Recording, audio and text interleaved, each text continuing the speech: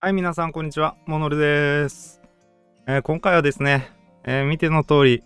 もうすでに分解されてしまったベイダー4 Pro っていうのをね、これを題材にして、スティックについてね、ちょっとうんちくを語りたいなっていう、そういう回にしたいなっていうふうに思います。内容としてはですね、スティックの基本的な構造とかですね、皆さんよく疑問に思われる、接触式センサーが非接触式センサーと、摩擦でね特に違いを感じるんだけど、それはなぜかとかですね、あとはですね、レスポンスカーブっていうのは結局何なのかとか、アウターデッドゾーンの形区形アルゴリズムとか言われますけど、要はね、この外側のねスティックの外周部の形っていうのがレスポンスカーブにどういう影響があるのかとかですね、新エンドチェックってあれ実際何をやっているのかとかですねこういうところをね、新エンドチェックして、じゃあ新エンドが高ければ優れたスティックと言えるのか、それともそうじゃないのかみたいな話もあるかなと思います。いろいろな疑問に答えられたらいいなと思うんで、そういうねスティックの疑問に対してお答えできたらいいなっていう回にしたいと思います。これあくまでね、私が今までこう見てきて調べてきたところからこういうことが言えるんじゃないかっていうことなんで、絶対正解とは限らないかなっていうんでね、間違ってるとこももしかしたらあるかもしれないですけど、そういうところはぜひねコメントで、ご指摘いただけたら嬉しいなと思います。はい、そしたらね、早速スティックの方を見ていきたいんですけど、今ここに3つのスティックがあります。このね、ベーダー4 Pro のスティック。で、これが、メーカー名はちょっとね、忘れたんですけど、このね、エレックギアのホールスティックリプレイスメントキットっていうのについてきた、スティック、ホールエフェクトスティックですね。で、これはこのね、デュアルセンスエッジの中にも1個入ってます。で、これがもともとデュアルセンスエッジに入っていた、アルプス製のスティックですね。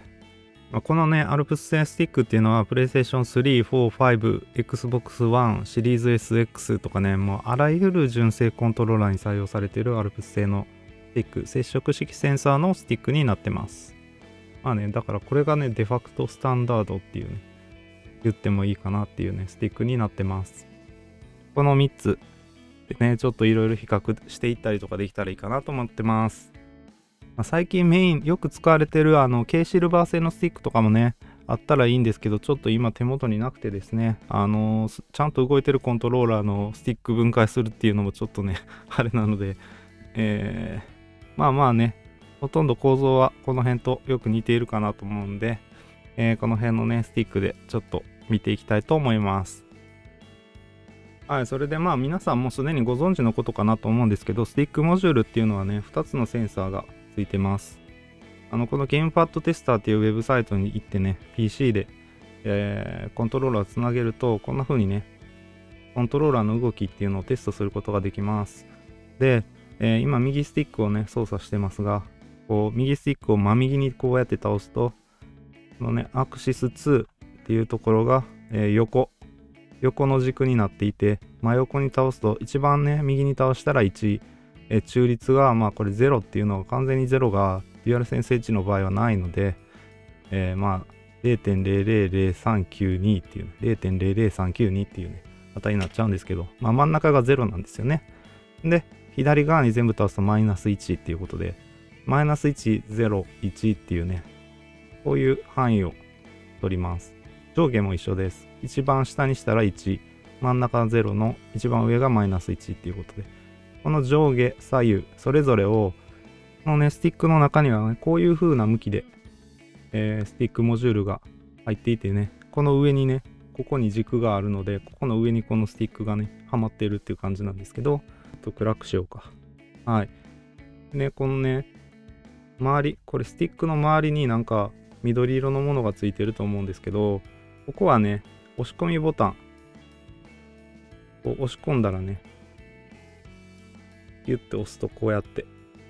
押されるタクトスイッチが入ってます。はい。で、こう入ってて、こっち側ね、左側にセンサーが入っていてですね、この左のセンサーは縦の動きを検知してます。もっと暗くしようかな。はい。左側のセンサーはこのように縦の動き、こうスティックをね、上下に動かすと、この真ん中の白い軸が回転してですね、この動きを検知して、左右に動かすとね、難しいな。はい、左右に動かすだけじゃね、この軸はあんま動かないですね。縦の動きのセンサーになっていて、こっち側のね、下側にあるセンサーは横の動きを、検知するセンサーになってます。これはね、ホールエフェクトスティックでも全く同じです。はい。ホールエフェクトスティックでも全く同じ仕組みで、縦と横の動きそれぞれを検知するセンサーがね、ついてて、合計2つのセンサーがついてますね。これは、ベーダー4 Pro のスティックでも全く同じです。ただね、これね、こういう風にちょっと囲われちゃってるので分かりづらいんですけど、裏側から見ると分かります。縦に動かすと回転する金属製の部品が見えます。横の動き。これも全く同じで、2つのね、センサーがあって、それぞれで縦横、マイナス1から1までの、値っていうのをね、検出するセンサーがついていて、で、その組み合わせでね、今実際にどこにいるのかっていうのを、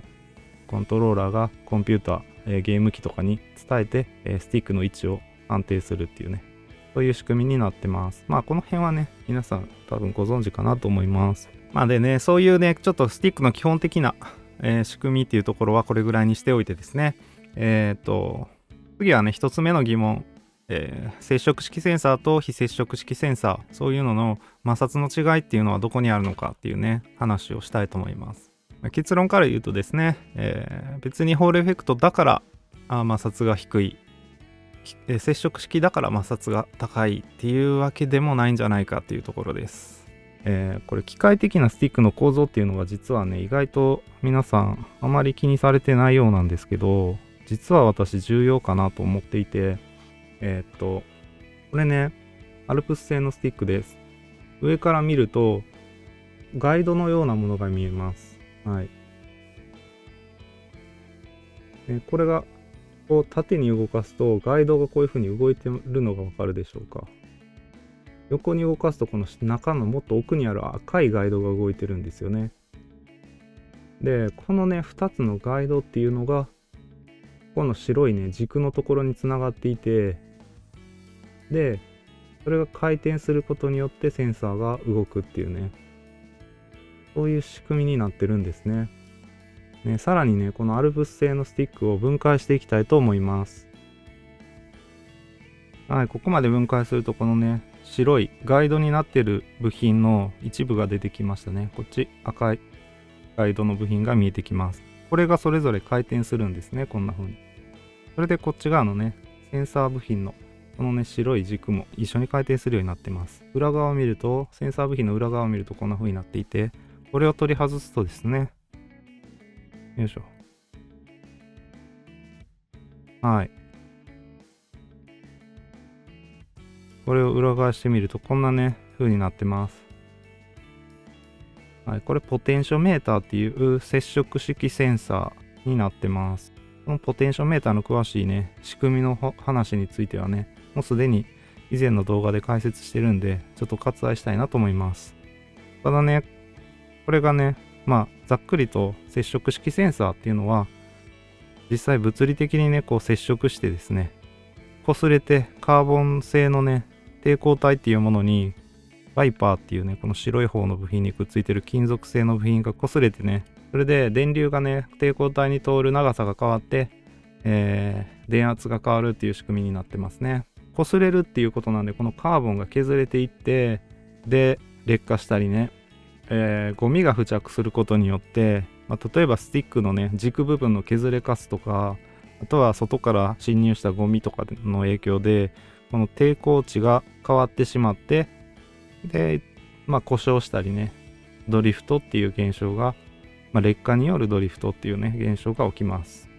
それが接触式センサーの大きな弱点っていうことになりますね。じゃあもう少し分解していきたいと思います。そこにあるね、青い部品っていうのがこれで取れました。はい。そしたらこんな風にね、中身はなってます。さっきのね、ガイド部分っていうのは普通にいいんですけど、このね、重要なのはここなんですよね。はい。スティックの下にこんなね、白い部品がついてて、で、その中にバネが入ってます。そして、このスティック部品を取り出してみますね。はい。このね、ガイド部分は普通にこういう風な形をしたね、部品で、実はこれ、このスティックモジュールの場合はね、横の動きに、横の動きで回転するようになってるんですが、このスティックの、このプラスチックのね、ガイドってすっごい柔らかくてね、はい。もうね、ふにゃふにゃなんですよ、これ。こうやったらすぐ曲がるようなガイドになっていて、で、これが実は劣化して、横方向の遊びが増えるっていうことが結構起きます。こういうね、ホールエフェクトスティックの方も見ていただきたいんですけど、横方向のこの軸が、このガイドのね、プラスチックっていうのは、大抵のスティックでかなり細いスティックになっているので、これが劣化してドリフトっていうかね、遊びが増えることによって、感覚的にはドリフトが増えたような感じっていうのはね、するんですけど、これはホールエフェクトスティックでも起きうる現象になってます。はい。この辺りの構造っていうのも実はドリフトにね、結構関係があります。ただね、この縦方向はがっちりとしたプラスチックでね、固定されているので、特にね、ドリフトっていうのは起きづらいかなっていうのと、スティックによってね、どういう固定方法をするかによっても、当然このね、ガイドが横方向、このね、細い方のガイドが横方向に来るか縦方向に来るかっていうのは変わってきます。なので、このガイドがどっち方向にあるかっていうのもね、どっち側の横方向にドリフトしやすくなるか、縦方向にドリフトしやすくなるかっていう違いが出てきたりします。ホールエフェクトスティックっていうのは確かにセンサー部分はね、ゴミがついたりして劣化するっていうことは少ないんですが、こういうところで実は今までの接触式センサーと特にその経年劣化によるドリフトのしやすさっていうのは変わらないっていうかね、そういう面もね実はあります。ホールエフェクトスティックだから万能だよっていうことではありませんね。機械的な劣化っていうのは結局のところどんなスティックでも起こりうる問題だと思います。はい、それでね、この仕組み、このねスティックが反発力を生む仕組みっていうのをちょっと見たいんですが、こういう風になってるんですよね。はい、この白い軸っていうのは、このね、スティックの軸と全く直線上に接続されていて、スティックがこう傾くとこういう風に底でね、ちょっと斜めになるんですね。この斜めになるっていうことはバネをこうちょっと押し込むんですよね。これで実は反発力を生んでるっていうのがアルプス製スティックになります。こういう形状をしているので、そこの方にくっついててですよ。で、こう、反発力を実際に生むまでにはちょっとだけ遊びがありますね。ちょっとだけこう隙間があってですね。これが、このスティックのアルプス製ジョイスティックが遊びがある理由になるんですね。ここのね、下の形状っていうのはすごくスティックの操作感に大きな影響を与える部品になってます。一旦ここまでね、全部スティックの構造については見てきたので、組み直してみたいと思います。はい、構造的にこうちょっとね、バネは押し込まれているので、スティックをこうね、ほんの少しの遊びっていうのがさっき見たようにあって、で、そっから先はね、あまりね、重さが変わらずに押し込んだバネをさらに押し込むので、最初からバネが硬くて、反発力が強くて、そのままずっと同じような強さになるって感じですね。そしたらね、ちょっとこっち側のね、ホールエフェクトスティックも分解してね、さっきの白い軸部分とかをちょっと見ていきたいと思います。はい、分解することができました。こんな感じですね。同じように底面にこんなお皿がついていて、ここにこっち側のね、こういう形状をした、よく似た形状をしてますね。スティックの軸の方がね、擦れます。で、面白いことにですね、このホールエフェクトスティックは、このね、底面の下側にこういう風にね、バネが、ちょっと見づらいですけどね、バネが中にこういう風に仕込まれていて、で、これをね、押し込むようになってますね。こう見えるかなはい。こういう風にね、このお皿をこういう風に押し込んで、押さえ込む形で、アルプス製は持ち上げるタイプですけど、こっちはね、下に押さえ込むような形で反発力を生む仕組みになってます。はい。基本的にね、このお皿と、ここのね、軸部分の下のこの丸い円形のここの形状っていうのがすごく大事ですね。それでね、操作感っていうのが変わるっていう仕組みで、基本的な、仕組み的にはね、上に押すか下に押すかっていうだけの違いなんで、あまりね、違いはそんなにないかなって感じですね。このスティックはね、結構、デュアルセンスエッジの元々ついてたアルプス製ジョイスティックと操作感は近い印象だったので、実際ここの形状もよく似ているかなっていう気がしますね。遊びも若干あってね、ちょっとこっちの方が平たいかな。はい、そんな感じになってます。それでこっちのね、ホールエフェクトスティックの方のこの横側を支えるガイドですね。これはちょっとだけ硬いですね。アルプス製よりはちょっと硬い気がします。なんで、こっちの方が耐久力はありそうですね。はい、そしたらまた元に戻しておきます。ホールエフェクトスティックと基本的にこういう機械的な構造は一緒なので、センサー部品っていうので摩擦が起きますが、よく言われるホールエフェクトスティックっていうのは摩擦がないから使いづらいよっていうね、話があると思います。それはね、かなりちょっとね、誤解があるかなと思って、ホールエフェクトスティックでも基本的な機械的構造はこのアルプス製の非接触式センサーと同じです。このね、部品は確かに接触式センサーなら接触してますが、これはね、正直触ってみても、その大したね、摩擦っていうのはないです、正直言って。ホールエフェクトセンサーは確かにここの部分の摩擦はないですが、他の部品のね、いろんなところで摩擦が起きています。特に一番大きいのはさっき見せたですね。こう軸部分の摩擦とか、センサーが回転するね、ここの部品ももちろん、ここに軸が固定されているので摩擦がね、接触式センサーじゃなくてホールエフェクトスティックでも当然摩擦は起きるんですけど、それ以上に一番大きな摩擦を発生しているのは、さっきの白いね、ここの白い部分です。ここのね、白い部品とこの底、底面の青いプラスチックの部分の底ね、こことこの白い部品っていうのが一番大きな摩擦を発生しています。ここの摩擦っていうのがどれだけ違うかとかですね、軸部分その他機械的な摩擦っていうのがどれだけ大きいかっていうところで、それぞれのメーカーごとのスティックのね、摩擦の大きさっていうのは作りとか、あとは潤滑グリスとかね、ここにも多分シリコングリスっぽいものが塗られてます。はい。見えるかな。これでちょっと見えますね。こういうね、グリスが塗られてちゃんとね、摩擦が起きる部分なので、潤滑されてたりします。ここの潤滑剤の、どういうね、粘土でどういう種類の潤滑剤が使われているかとかですね、そういうことからも影響を受けますね。なんで、スティックの摩擦っていうのはね、あんまりね、ホールエフェクトだから、接触式センサーだからっていうわけじゃなくて、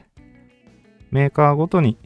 違うっていうことですね。私がこうずっとスティックの違和感っていうのはレスポンスカーブの違いにあるよって言ってる理由っていうのはですね、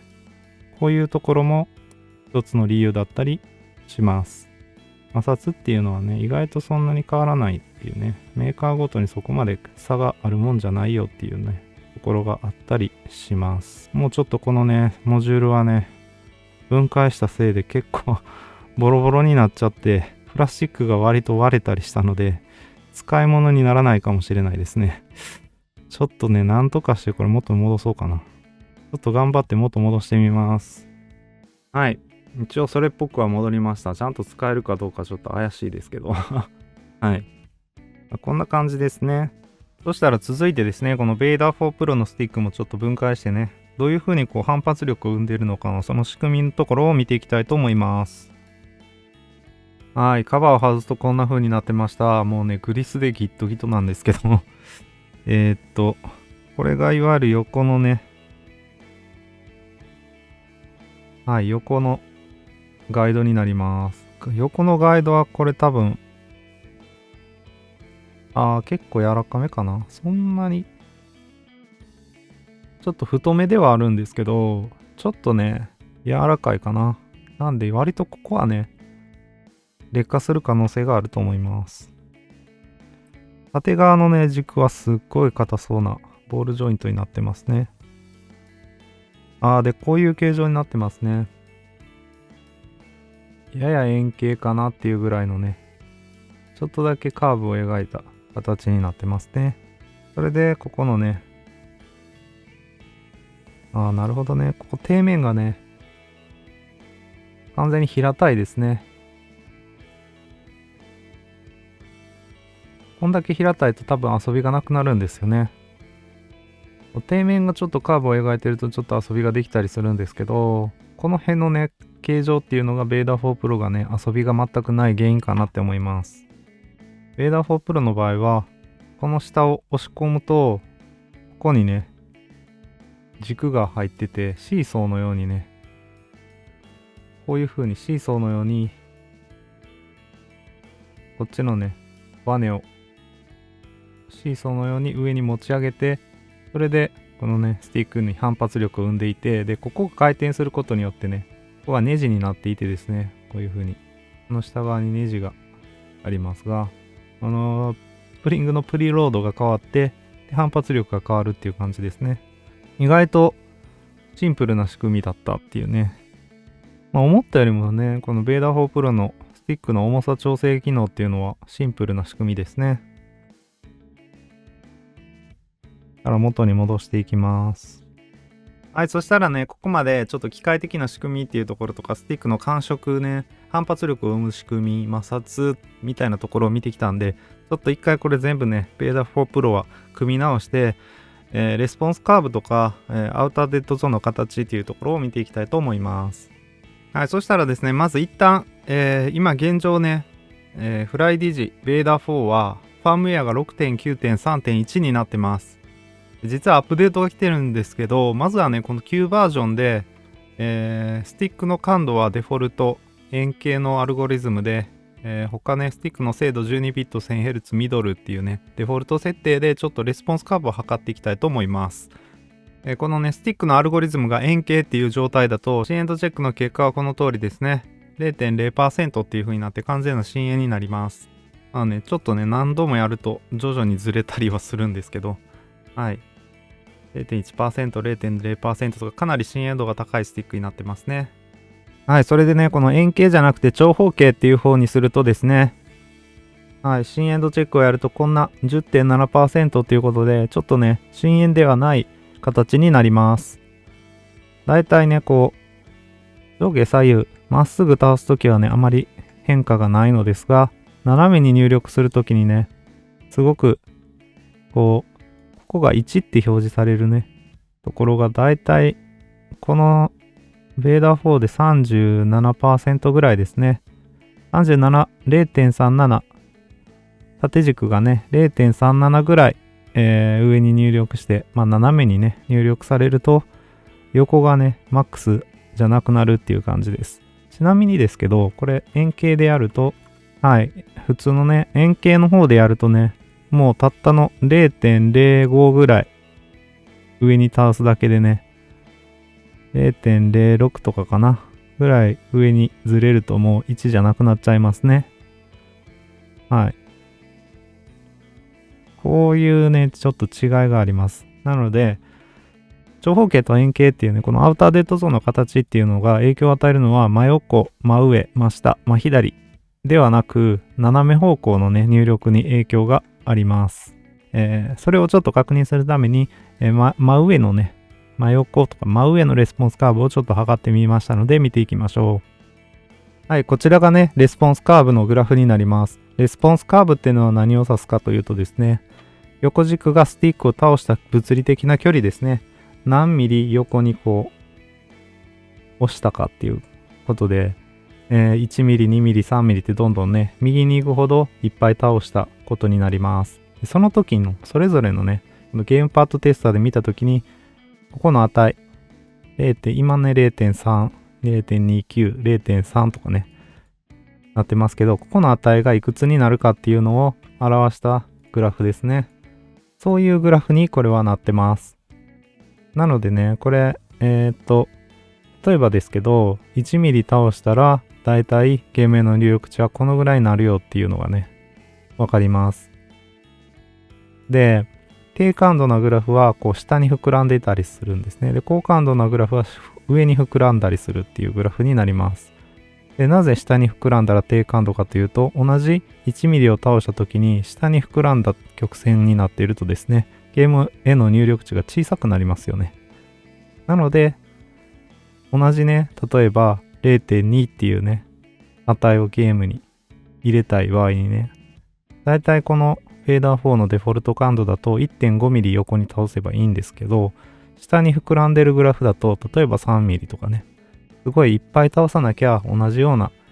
入力ができないってことになりますよね。なんで、下に膨らんだカーブを描いていると低感度、上に膨らんでいると逆に高感度なスティックっていう風に言えるっていうことです。そしてね、このグラフを見てもらったらわかるように、円形と長方形で全く同じグラフが得られました。というわけなんで、円形と長方形っていうね、アウターデッドゾーンの形を変えても、スティックのレスポンスカーブは変わらないっていうことがわかります。これはなぜかというとですね、このグラフっていうのはあくまで真横とか真上とかね、真下、真左っていう風にね、まっすぐ倒した時のグラフ、ね、スティックのゲームへの入力値を計測しているからなんですね。このアウターデッドゾーンの形、ここのね、この形っていうのはちょっとね、色が変わってるのを見てもらったらわかるんですが、斜め方向のスティックのね、入力値っていうのをちょっと変えてやることで、なるべくこのマックス判定される領域っていうのを増やそうっていう意図がある、そういう目的のね、ものなので、真横とか真上、真下、真左はね、変わらないんですね、実は。はい。それが、このね、アウターデッドゾーンの形っていうものの、仕組みになってますね。はい、そしたらちょっとですね、この、フライディージスペースステーションの方でね、ファームウェアのアップデートが来てるので、これをね、アップデートしたいと思います。実はね、6.9.3.3 っていうのになった時にですね、アウターデッドゾーンの形がちょっと変わってるっていうことだったので、それをね、ちょっと見ていきたいと思います。はい、アップデートがね、完了したので、一回再キャリブレーションをする必要があるっていうことですね。ゆきさんっていうね、方からコメントでね、ファームウェアアップデートしたらアウターデッドゾーンの形が変わるとかね、キャリブレーションをしなければアウターデッドゾーンは変わらないよとか、今ね、サイズのホームページで案内されているキャリブレーションの方法では、キャリブレーションモードに入らないことがあるので、正しいキャリブレーション方法っていうのをね、いろいろとね、教えてもらっています。本当にね、ゆきさんありがとうございました。そういうわけでね、ちょっと再キャリブレーションをね、正しい方法っていうのをね、ここでやってみたいと思います。はい、優先接続を切ります。はい、セレクトスタート上を4秒間同時押しして、赤点滅したので、1、2周回して、LT と RT がアナログモードになっていることを確認して、1、2回押します。そしたら、セレクトスタートと十字キーの上を押して、キャリブレーション完了です。そしたらもう一回接続してみます。はい、これでね、アウターデッドゾーンの形が変わったということなので、一度ね、新エンドチェックをやります。よいしょ。なんか変わったかな。ちょっと変わったような気がしますね。右スティックの方から円形なので特に変わりはないですね。ちょっと長方形にもしてみましょう。右スティックの長方形。はい、できました。そしたらもう一回回してみます。なんかだいぶ変わった感じしますね。ぐるぐるぐるぐる。11.5% とかですかね。で、だいたい37% ぐらいっていうことで、あんまりアウターデッドゾーン変わった感じがしないですね。まあちょっとね、一回これでもう一回さっきのね、円形と長方形のレスポンスカーブを測ってみたいと思います。はい、それでこれがね、計測結果になります。もうね、線が4つ重なってて意味がわかんないんですけど、要するにですね、これ全部同じ曲線でした。アップデート後もね、アウターデッドゾーンの形、円形と長方形両方ともね、レスポンスカーブを測ってみましたが、両方とも全く同じ、曲線でした。なので、今まで通りのね、リニア化設定が使えるかなと思うんですけど、せっかくなので、ちょっとね、リニア化設定も更新しておきたいなと思います。はい、ですね、ちょっと今までの、リニア化設定をさらに更新した設定っていうのをね、作ってレスポンスカーブを測りました。ちょっとね、上ずってるところはあるんですが、かなりね、良くなったかなと思います。はい、これがね、誤差の方のグラフになるんですけど、かなりね、全体的に誤差も小さくまとまってるかなと思います。実は今まで、デジタルノギスを使って計測してたんですが、今回からね、デジタルマイクロメーターっていうのを使うようにしました。めちゃくちゃ精度出て、中立付近もしっかりとね、計測できるようになったので、これでね、リニア化っていうのをベーダー4 Pro に関してはね、やってみました。その結果はこれで、この設定方法っていうのはですね、いつものようにフライディジスペースステーションのここをクリックから、ジョイスティック中央感度は速いですね。これは前と変わらないんですが、この値をね、左側が2の5ですね。2の5ってやって、右側が20の17っていう風にしてます。前は2の6の20の19か何かだったと思うんですけど、ちょっとここを下げて、ここも1個だけ下げました。ちょっとね、感度が高すぎたみたいなんでね。まあどっちかね、好きな方の3色の設定で使ってもらったらいいかなと思います。よりね、リニアに近いのはこっちになったかなっていう感じですね。はい、そんなわけでですね、基本的にアウターデッドゾーンの形が変わってもですね、レスポンスカーブっていうのは、変わらないっていうのが、これまで見てきたね、大体のコントローラーの、仕組みというかね、そういう風になってますっていうことですね。ただね、今まで見てきたコントローラーっていうのがそうなってたっていうだけで、アウターデッドゾーンの形を変えるとですね、そもそも、例えばですけど、まあその名前の通り、アウターデッドゾーンが変わるっていうね、パターンとか、あとは、そうですね、アウターデッドゾーンの大きさを変えると、アウターデッドゾーンの形が変わるっていうパターンとかね、がたまにあるみたいです。なので、その辺はね、ちょっと気になるところなんですが、レスポンスカーブには影響はないですね、そういう場合でも。あくまでアウターデッドゾーンの形はアウターデッドゾーンと影響があるかもしれないっていう感じでね。なんで、アウターデッドゾーンの値をね、増やしたり減らしたりする必要は出てくるかもしれないぐらいの感じで、今のところレスポンスカーブに影響を与えるっていう例は見たことがないです。はい、それで、またね、さっきの話に戻らなきゃいけなくてですね、結局この話はどうなったんやっていう話ですよね。このね、斜め方向に行ったら感度が高くなってるこのね、長方形の方なんですけど、ちょっとね、50% ほど右に倒した状態で上にこう、スティックを押していた時にどのようにね、このスティックの値が変化するかっていうのをちょっと見ていきたいと思います。こうやって定規を当ててですね、うまく固定できるかちょっとわかんないんですが、だいたい 0.5 ぐらいまで持ってきます。ちょっとベーダー4 Pro はね、割と難しいんですけど、こんな風にね、0.3 まで持っていくと 0.51 ですね。で、マイナス3で、0.3 下の方にね、持っていくと 5.0、5.0、5.0 ぐらいですか。そうですね。もうどこまでやっても 5.0 っていう感じでね。はい。こうね、まっすぐ上に上下にすると、あんまり数値って変わらないんですよね。この横方向の数値は変わらないです。じゃあちょっと長方形にしてみます。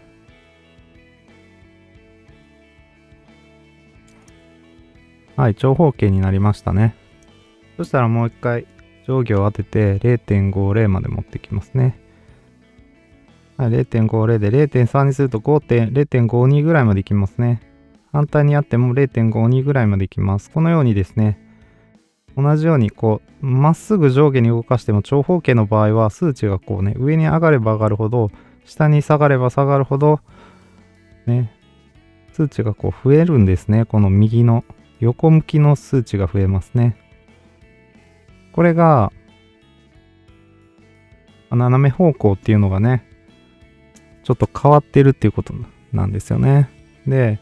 本当に精密な射撃っていうのをね、エイムっていうのをしたければ、円形がおすすめです。右にどんだけ倒したかっていうのが、どれだけね、上行っても下行っても変わらない。ですからね、この上下の、例えばリコイルしながら、ちょっと下にあって、右にあったり、左にあったりするときもね、基本的にこう、下にやらないときの左右と、ちょっと下にあって、下にスティックを倒して左右にやるときの左右の距離っていうのと、このね、ど真ん中で左右にやるときの距離っていうのが全く同じになるのが円形ですね。はい。で、長方形だと、ちょっと下にあったとき、こう左右のね、スティックっていうのはちょっとね、少なめに倒さないとダメなんですよね。真ん中の時の左右の動きっていうのと同じだけね、ゲームへ入力したいなら、ちょっとね、左右の動きっていうのは小さくしないとダメになっちゃうっていうね、ところが長方形にはあります。で、じゃあこれ順コンってどうなってんのっていうね、話があってですね。このペーダー4は 0.37 ぐらいでね、0.38 ぐらいでマックスじゃなくなりましたが、順コンはこのような感じでですね、だいたい 0.442 ぐらいかな。0.4 ぐらいなんですよね。なんでね、順コンっていうのは実は割と斜めに長方形になっちゃってるんですよね。なので、順コンに慣れてて、もうね、こうちょっと下にあって左右に動かすっていうところを少なめにする癖がついてる人っていうのは、全然ね、長方形でもいいです。エイムの方はね。で、移動の方っていうのは、基本的に私はこういう長方形のね、方をおすすめしてます。なぜかというとね、やっぱり、こう前に走るときに、こう、なるべくマックスにね、上に入力されてほしいんですけど、ちょっと斜めになるとこうやってね、マックスじゃなくなっちゃうじゃないですか。これがね、長方形だとある程度ね、斜めになってもマックス判定されるので、まあなるべくね、前に最大に出したいとかね、横、後ろとか全部一緒ですけど、なるべく最大入力を常にしていたい移動に使う左スティックに関しては、長方形で、右のスティックに関してはね、順コンに慣れているなら長方形で、順コンに特にこだわってないとかね、もっと精密な射撃がしたいよって方は円形でやる方がいいです。じゃあちょっとベーダー4に戻ってですね、このね、スティックのエラー率っていうのが、だいたい 8% 未満だったら、優れたスティックと言えるとかね、なるべく小さい値の方が優れたスティックと言えるみたいな話っていうのがたまにあるんですけど、今まで見てきた通りですね、全然それは、間違いです。順コンですら 8% ぐらいあるっていうことなんですけど、エラー率が。ただ単にね、このね、マックス判定される領域が違うよっていうことだけなので、まあ、本当に精密な射撃にこだわってるっていう方はね、できるだけエラー率が0に近い方がもちろんいいんですけど、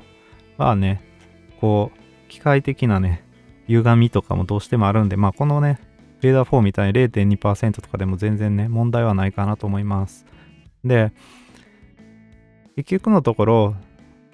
順コンに近いようになっていればいいんであれば、さっきのね、8% からこの 11.1% とかね、要はマックス判定されなくなるところがだいたい順コンと同じような40何%とかだったらいいよっていう話なんですよね。40% ぐらい。こういうね、長方形だったら全然いいっていうことなんですよね。なんでね、別にね、この新エンドチェックっていうのは実はあんまり意味がなくてですね、むしろレスポンスカーブだったりとかでね、さっきのマックス判定されなくなるのが何%になってるのかとかですね、そういったことの方が大事だと私は感じています。じゃあ、この長方形の時ね、どういう計算式で x と y の値が計算されているかとかね、そういうところまで計測できたらいいんですけど、ちょっとね、現状の今のね、検証環境ではそれが全く無理なので、こういうね、上下左右のシンプルなレスポンスカーブしか測ることができないので、このあたりっていうのは未知数なところで、コントローラーによってもね、長方形の作り方っていうのは多分違うと思います。なんでこのベーダー4 Pro も多分順コンとは違うようなアルゴリズムでね、ここのね、長方形っていうのは作ってるんじゃないかなとは予想します。そのあたりっていうのを解明できたらすごいなとは思いますね。ただね、操作してる感じで、そんなにね、この長方形っていうのは、意味があるのはこのね、マックス判定されなくなる場所がだいたい何%ぐらい斜めになったらマックス判定されなくなるかぐらいでね、それ以上ね、細かくいろいろと気にする必要はないかなっていうのが、この新エンドチェックっていうものの、私のね、今まで見てきた、調べてきてね、コントローラーをいろいろ見てきた中での結論です。はい、それでね、ちょっと補足なんですけど、新エンドチェックが役に立つ場合っていうのもあります。これね、激安コントローラーなんですけど、このようにあまりにもエラー率が大きい 20% とかね、18% 以上とかあると結構きついかなっていう気はするんですけど、こんな風にね、もう完全に真四角になっちゃってます。こういうコントローラーっていうのはもうさすがにね、あまりにもこう、中立からの横移動と比べて、上にずらしての横移動っていうののね、差が大きすぎてですね、かなり操作しづらいスティックになっちゃいます。またですね、ここのね、こういう風に対称になっていればまだいいんですが、非対称になっている場合があります。たまにこう上側がへこんでいたり、下側がへこんでいたりとかね、左側がへこんでいたり、そういうね、ちょっと片方だけへこんでいてっていうね、ちょっと中心点というか、なんていうんですかね、全体がずれてるっていうね、パターンがあって、そういう場合は、さすがにね、ちょっとそのスティックは良くないかなっていう感じですね。なんか一定のある方向にだけスティックの反応が悪いみたいになっちゃいますから、そういう場合っていうのは、このね、新エンドチェックで、新エンドチェックをね、見ることで、分かったりしますね。はい、それでね、私は結構長方形にも慣れてたので、両方長方形で使うみたいなことも多かったんですが、最近はね、右スティックは円形にしてます。はい、こういうタイプですね。こういう左側は長方形で、右スティックは円形にしてます。やや低感度に感じるんですけどね、円形にすると。それもね、全然慣れることができるので、で、よりね、精密な射撃をこれでできるっていうところとね、割とスナイパーライフルとかやっぱり円形の方が当てやすい気がしますね。あとね、こう自分が動かした分だけ、エイムがちゃんと動いてくれるので、過度に動きすぎたりっていうのがないので、円形をエイムにするっていうのはすごくおすすめです。右スティックは円形で、左スティックは長方形っていうのがすごくおすすめな設定なので、ぜひ皆さんも使ってみてください。はい、というわけでね、今回はね、ベーダ4 Pro を例にして、スティックのことをね、いろいろ見てきました。いろいろとね、常識だと思われていたことが実は違うんじゃないかみたいな話もしてきました。まず一つ目が、オールエフェクトスティックは摩擦が少ないっていう説ですね。あれは間違いじゃないかっていう話ですね。で、もう一つがね、レスポンスカーブのことについてちょっと解説しました。一体レスポンスカーブっていうのは何で、何を表しているのかっていうのをちょっと細かくね、お話ししました。で、3つ目がね、さっきのね、新エンドチェックっていうものは一体何をしているのかっていうことですね。その3点についてお話をしてきましたね。新エンドチェックっていうのはそこまでね、別にあんまり、意味があるものじゃなくて、大事なのは何%斜めに入力したら、マックス判定されなくなるかっていうところにあるっていうお話をしました。またね、まだその深淵に、四角形にするアルゴリズムっていうのはメーカーによって多分違っていて、でそこをね調べる術がないですよっていう話もしましたね。はい。これが今現状の私が知っていることの大体全てかなと思います。それでまだね実はお話できてなかったことっていうのが2点ほどあってですね、一つは低感度なレスポンスカーブっていうのが割とホールエフェクトスティックとかね TMR センサースティックに多いっていう話があるんですが、これはねセンサー自体の仕組み的な低感度っていうのとコントローラーが補正する際に起きる低感度っていうのと、さらにねその両方の低感度っていうね3種類があるよっていう話とかですね、ステップ精度、スティックのねステップ精度の話とかも実はあったりしますね。ちょっとねもう今回の動画すでに1時間近くなっちゃってるので、その辺はまた、次回っていうことにしたいと思います。スティックはねまだまだいろんなものがあってですね、今後も、いろんな製品取り上げていきたいと思うんで、レスポンスカーブとかね、特にですねホールエフェクト TMR センサースティックを採用しているコントローラーでね、リニアなものが出てきたらね、真っ先に取り上げたいなっていうふうには思ってます。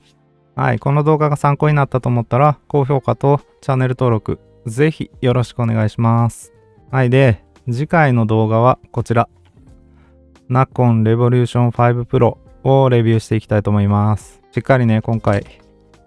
初登場のマイクロメーターもね、使ってレスポンスカーブを測ったり、リニア化っていうところもし必要であればやっていきたいと思います。以上、モノルでした。また次回の動画でお会いしましょう。バイバイ。